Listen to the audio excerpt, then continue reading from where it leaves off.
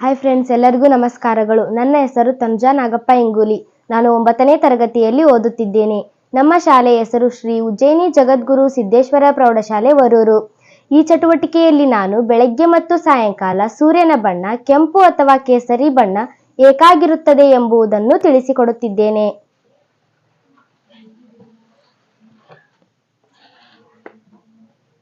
ಬೆಳಗ್ಗೆ ಮತ್ತು ಸಾಯಂಕಾಲ ಸೂರ್ಯನು ದಿಗಂತದಲ್ಲಿ ಇರುವುದರಿಂದ ಸೂರ್ಯನ ಕಿರಣಗಳು ದಟ್ಟವಾದ ಹಾಗೂ ದೀರ್ಘವಾದ ವಾತಾವರಣದ ಮೂಲಕ ಹಾಯ್ದು ಹೋಗುತ್ತವೆ.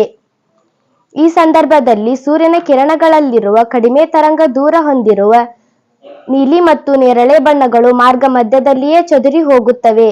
ಆದರೆ ದೀರ್ಘ ತರಂಗ ದೂರ ಹೊಂದಿರುವ ಕೆಂಪು ಬಣ್ಣವು ಕಡಿಮೆ ಚದುರುವಿಕೆಗೆ ಒಳಪಟ್ಟು ಹೆಚ್ಚು ದೂರ ಪ್ರಯಾಣಿಸಿ ನಮ್ಮ ಕಣ್ಣಿಗೆ ಸೇರುವುದರಿಂದ ಬೆಳಗ್ಗೆ ಮತ್ತು ಸಾಯಂಕಾಲ ಸೂರ್ಯನು ಕೆಂಪು ಬಣ್ಣದಲ್ಲಿ ಕಾಣಿಸಿಕೊಳ್ಳುತ್ತಾನೆ.